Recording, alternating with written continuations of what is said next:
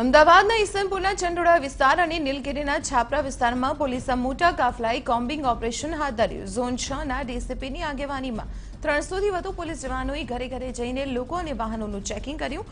અહીંના વસાહતીઓ પાસેથી વસવાટના દસ્તાવેજી પુરાવા પણ ચેક કર્યા અને લોકોની કડક પૂછપરછ કરવામાં આવી। તો પોલીસ વિભાગ દ્વારા હાથ ધરવામાં આવેલ કોમ્બિંગ ઓપરેશનમાં ચંડોળા વિસ્તારમાં વસતા ગેરકાયદે બાંગ્લાદેશીઓનું પણ ચેકિંગ કરવામાં આવ્યું। આ કોમ્બિંગ ઓપરેશનમાં ટ્રાફિક પોલીસના જવાન અને સ્પેશિયલ ઓપરેશન ગ્રુપના જવાનોની પણ મદદ લેવામાં આવી।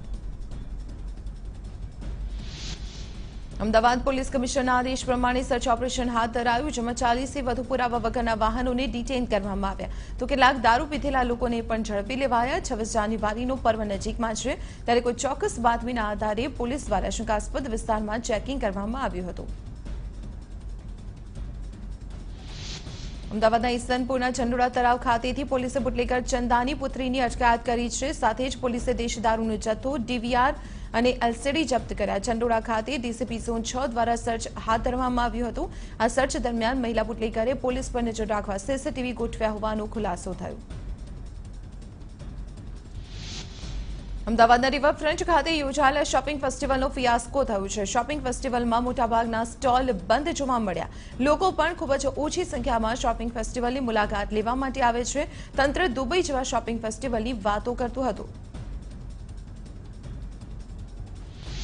અમદાવાદમાં ગોમતીપુર પોલીસ સ્ટેશનના કોન્સ્ટેબલ સામે દુષ્કર્મની ફરિયાદ નોંધવામાં આવી। યુવતીએ નિકોલ પોલીસ સ્ટેશનમાં છેતરપિંડી અને વિશ્વાસઘાતની ફરિયાદ નોંધવામાં આવી। યુવતીએ નિકોલ પોલીસ સ્ટેશનમાં કરેલી ફરિયાદ પ્રમાણે મહેશ તેની સાથે લિવ ઇન રિલેશનશિપમાં રહેતો હતો।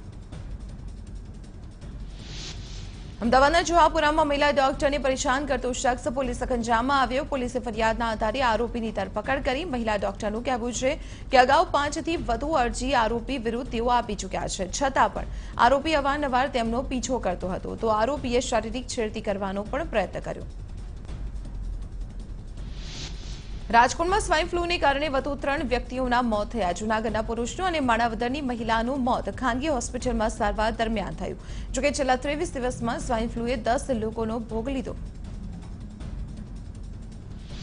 રાજકોટના વોર્ડ નંબર 5ના કોર્પોરેટર અનિલ રાઠોડે પોતાના ભાઈ સહિત પરિવાર પર હુમલો કર્યો અને આ પરિવારમાં છેલ્લા કેટલાય સમયથી જમીન મુદ્દે વિવાદ ચાલતો હતો।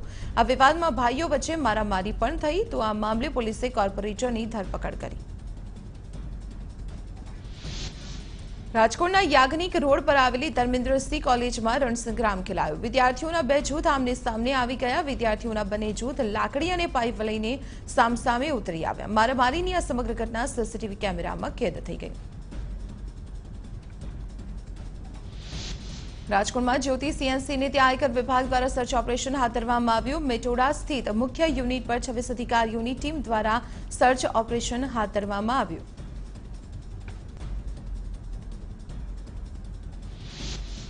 રાજકોટના શાપરના ઔદ્યોગિક એકમો પર આવકવેરા વિભાગે દરોડા પાડ્યા। દરોડા દરમિયાન કરોડોના બેનામી વ્યવહાર બહાર આવ્યા।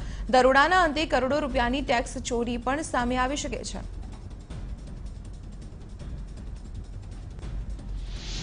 રાજકોટમાં પાણી ચોરીને અટકાવવા માટે આરએમસીએ કડક કાર્યવાહી કરવાની તૈયારી દર્શાવી। શહેરમાં ગેરકાયદે નળ કનેક્શન મારફતે 45,000થી વધુ લોકો પાણી ચોરી કરતા હોવાનું સામે આવ્યું। ત્યારે આગામી સમયમાં પાણી ચોરી કરતા લોકો સામે કાયદાકીય કાર્યવાહી કરવાની રાજકોટ મ્યુનિસિપલ કોર્પોરેશને દાવો કર્યો। રાજકોટના જંગલેશ્વરમાંથી બોગસ તબીબના કેસમાં તપાસ માટે રાજકોટ પોલીસની ટીમ અમદાવાદ પહોંચી ડીએમએસ હોમિયોપેથીની ડિગ્રી અંગે તપાસ કરશે। નરોડામાં ક્લિનિક ધરાવતા ડોક્ટર રાવતે ત્યાંથી બોગસ ડિગ્રી લીધી હોવાનો આરોપ લગાવાયો। નરોડામાં ડોક્ટર પાસેથી ₹30,000માં ડિગ્રીની ખરીદી કરવામાં આવી હતી। વડોદરાના સ્ટેમ્પ વેન્ડર દંપતી અને નોટરીની એસઓજીએ રાવપુરા અમદાવાદમાંથી ધરપકડ કરી છે। પોલીસે બકુલા પટેલ, આશિષ પટેલ અને નોટરી બિપિન પટેલની ધરપકડ કરી। પોલીસે બાતમી મળી હતી કે બિપિન પટેલ પોતે નોટરી છે અને પોતાના સિક્કા બકુલાને આપીને નોટરી કરાવે છે, જેના આધારે રેડ કરી ધરપકડ કરી। કચ્છના ગાંધીધામ જીએસટી વિભાગે 97.68 કરોડના બોગસ બિલ એન્ટ્રી મામલે એક શખ્સની ધરપકડ કરી। આરોપીએ કંપનીના 17 અલગ અલગ રજીસ્ટ્રેશન નંબર મેળવી કરોડોની છેતરપિંડી આચરતો હોવાનું સામે આવ્યું, જેના આધારે ધરપકડ કરી આરોપીને જ્યુડિશિયલ કસ્ટડીમાં મોકલવામાં આવ્યો। સુરેન્દ્રનગરના ધર્મેન્દ્રગઢ ગામની સીમમાં ગેરકાયદેસર રેતી ચોરીની બાતમીના આધારે રેડ કરવા ગયેલ એસઓજી ટીમ પર હુમલો થયો હોવાની ઘટના સામે આવી છે. ભૂમાફિયાઓ અને પોલીસ વચ્ચે ઝપાઝપી થતા ભૂમાફિયાઓ ડમ્પર, જેસીબી સહિત મુદ્દામાલ છોડાવી નાસી છૂટ્યા. બનાવને પગલે એલસીબી, ડીવાયએસપી સહિત પોલીસ કાફલો ઘટના સ્થળ પર પહોંચી ગયો. સુરતના સરથાણામાં સળિયો પડતા એક વ્યક્તિનું મૃત્યુ થઈ ગયું. તેના સીસીટીવી સામે આવ્યા છે. બાંધકામ સાઇટ પાસેથી બે લોકો પસાર થઈ રહ્યા હતા ત્યારે પાછળથી એક યુવક દોડતો અન્ય બે લોકો પાસે પહોંચે છે. તે સાથે જ બાંધકામ સાઇટ પરથી સળિયો યુવકના માથામાં પડે છે અને તેનું મોત થઈ ગયું.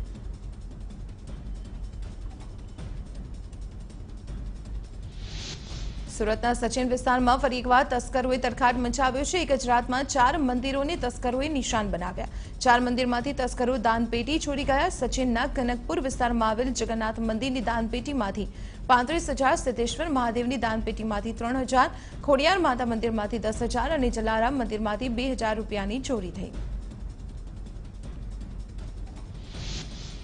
સુરતના ઉમરા વિસ્તારમાં પણ ચોરીની ઘટના બની. સિટી લાઇટના મહેશ્વરી સ્ટોરમાંથી 80,000ની ચોરી થઈ છે. ચોરીની સમગ્ર ઘટના સીસીટીવી કેમેરામાં કેદ થઈ ગઈ. હાલ પોલીસે ગુનો નોંધી તપાસ હાથ ધરી.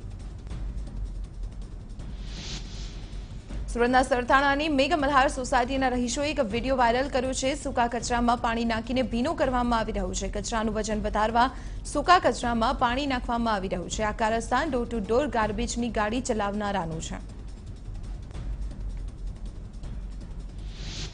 અમદાવાદના ઓઢવ વિસ્તારમાં લૂંટની ઘટના બની છે. એક કેબ ડ્રાઈવરને લૂંટવામાં આવ્યો. કેટલાક શખ્સોએ કેબ ભાડે કરીને તક મળતા ડ્રાઈવરને લૂંટી લીધો.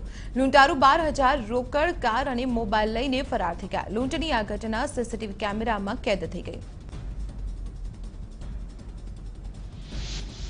અમદાવાદના એમ ડિવિઝન ટ્રાફિક બીટે અમદાવાદ મહાનગરપાલિકાના 2 ટ્રેક્ટરોને ડિટેન કર્યા છે. ઝાડપાને પાણી પીવડાવતા ટ્રેક્ટરમાં નંબર પ્લેટ ન હોવાથી તેમજ ડ્રાઈવર પાસે ડ્રાઇવિંગ લાયસન્સ ન હોવાથી ટ્રેક્ટરને ડિટેન કરવામાં આવ્યા.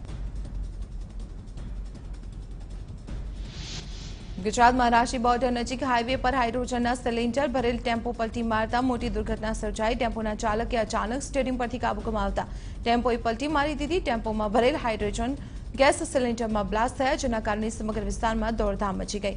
આ ઘટનામાં ટેમ્પો ચાલકનું ટેમ્પોમાં જ સળગી જતા કમકમાટીભર્યું મોત થઈ ગયું. પોરબંદરમાં કોસ્ટગાર્ડ કર્મચારીએ પીએસઆઈને ટક્કર મારતા પીએસઆઈનું મોત થઈ ગયું. જીએમબી મોડલ ગેટ પાસે સાગર સુરક્ષા કવચના બંદોબસ્ત સમયે અકસ્માત સર્જાયો. જીએમબી ગેટનું બેરિકેડ બંધ હતું, છતાં કોસ્ટગાર્ડના કર્મચારીએ અકસ્માત સર્જ્યો.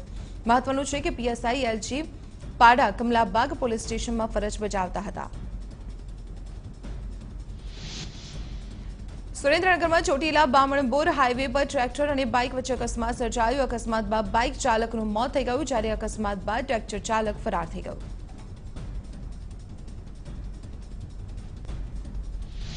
મહીસાગરના લુણાવાડાના વેલવણવાડામાં દીપડાએ આતંક મચાવ્યો છે. ગામમાં દીપડો દેખાતા લોકોમાં ભયનો માહોલ છવાયો. મોડી રાત્રે દીપડાએ ગાયના તબેલામાં ઘૂસીને હુમલાનો પ્રયત્ન કર્યો, જેમાં દીપડાએ શ્વાનના બચ્ચાનું મારણ કર્યું.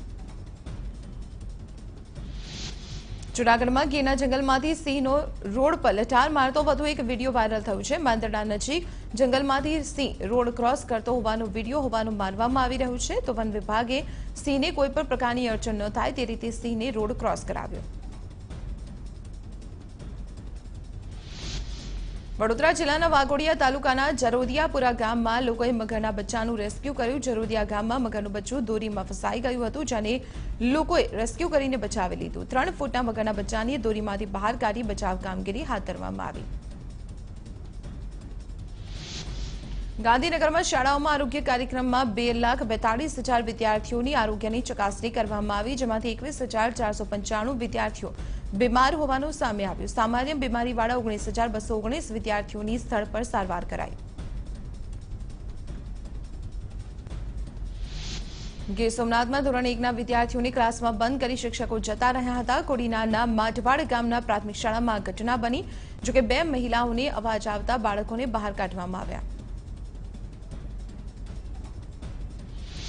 વડોદરાની એમએસ યુનિવર્સિટીની સેનેટ બેઠકમાં હોબાળો મચ્યો. સેનેટની બેઠકમાં ગણતરીના સમયમાં જ બહુમતીના જોડે 8 મુદ્દાઓ પાસ કરીને વાઇસ ચાન્સેલરે બેઠક પૂર્ણ થયાની જાહેરાત કરી અને આ બેઠકમાં યુજીએસ અને વાઇસ પ્રેસિડેન્ટના વિદ્યાર્થીઓનું પ્રતિનિધિત્વ રજૂ કરવામાં આવે છે.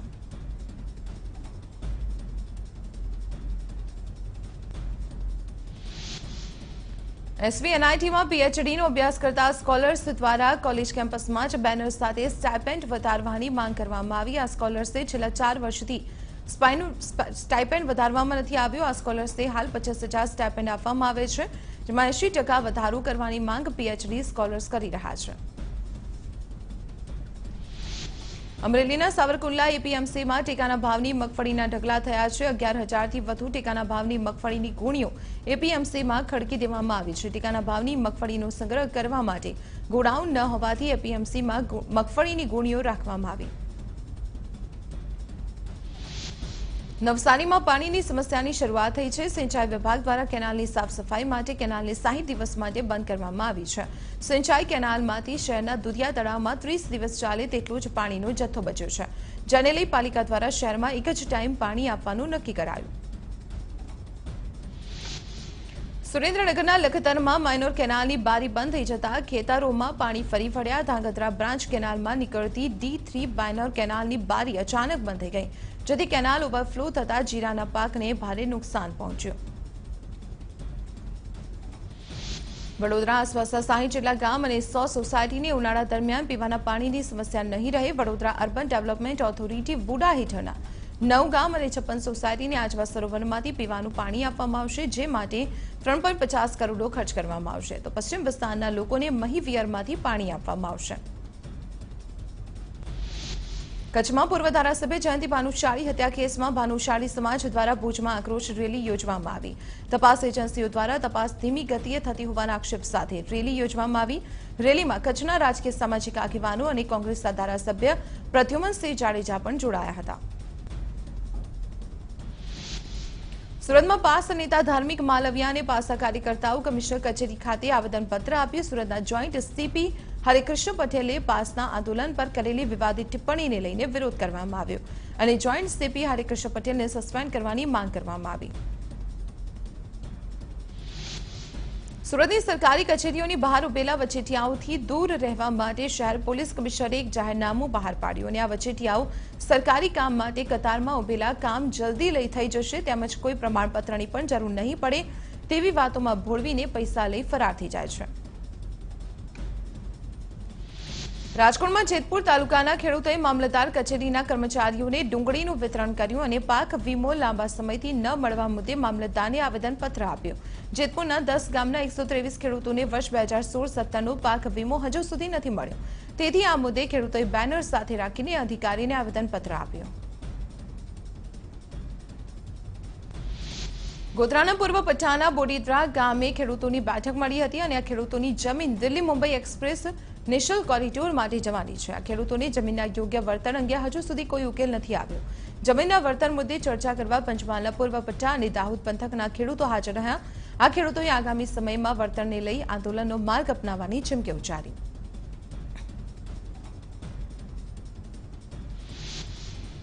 રાષ્ટ્રપિતા મહાત્મા ગાંધીની જન્મજયંતિના 150 વર્ષ પૂર્ણ થઈ રહ્યા છે, ત્યારે 26 જાન્યુઆરીના પ્રજાસત્તાક દિનની માર્ચની થીમ ગાંધીજીના જીવન પર રાખવામાં આવે છે. ત્યારે માર્ચમાં ગુજરાત રાજ્યએ ગાંધીજીની દાંડી યાત્રાને સમર્પિત ટેબ્લો તૈયાર કર્યો છે.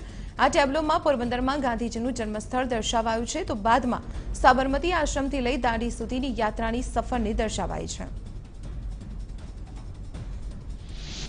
100 કરતાં પણ વધુ ઇન્ડસ્ટ્રીયલ પાર્ક ગુજરાતમાં રજીસ્ટર્ડ થયા છે અને તેનું કામ પણ શરૂ થઈ ગયું છે, જ્યારે હજુ બીજા પાર્ક આવી રહ્યા છે. ઉદ્યોગકારોનું કહેવું છે કે એક જ જગ્યાએ ઉદ્યોગ કલ્ચર ડેવલપ થાય તે માટે સરકાર ઇન્ડસ્ટ્રીયલ પાર્કને પ્રોત્સાહન આપી રહી છે અને તેના લીધે ગુજરાતમાં ઇન્ડસ્ટ્રીયલ પાર્કની સંખ્યા વધી રહી છે, જેનાથી રોજગારીની તકોમાં પણ વધારો થશે. પવિત્ર યાત્રાધામ અંબાજી પર ગબ્બર ખાતે સ્કાય વોક બનાવવામાં આવશે અને આ અંગેના MOU પવિત્ર યાત્રાધામ વિકાસ બોર્ડ દ્વારા કરવામાં આવ્યા. અંદાજે 150 કરોડના ખર્ચે વિશ્વકક્ષાનું સ્કાય વોક બનશે. આ ઘોડાની નાળ આકારના સ્કાય વોકમાં શ્રદ્ધાળુઓની સુરક્ષા અને કમ્ફર્ટનું ખાસ ધ્યાન રખાશે. અંબાજી ખાતે સ્કાય વોક બનાવવા અંગે ટૂંક સમયમાં સર્વે પણ શરૂ કરાશે.